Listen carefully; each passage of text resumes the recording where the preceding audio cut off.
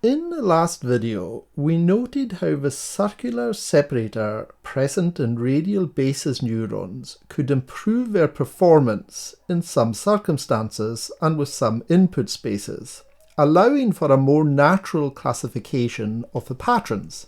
A natural evolution of this might be to ask ourselves whether it's possible to make a system where the separator can actually be any reasonable arbitrary shape.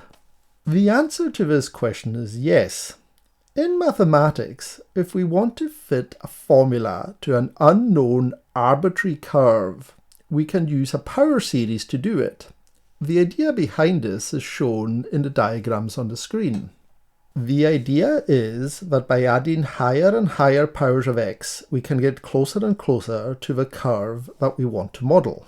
You might be able to see that the linear McCulloch-Pitts separator is just a first order, that is a straight line equation.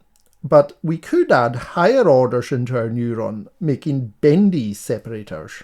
An example of this, a third order neuron, is shown on the screen. In fact, we could add other factors as well, like products of the inputs.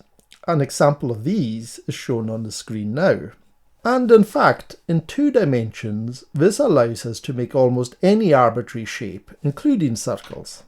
Such polynomial or power series neurons may be trained using nonlinear regression, that is a higher order version of backpropagation, or an evolutionary algorithm, as we'll explore later on in the course.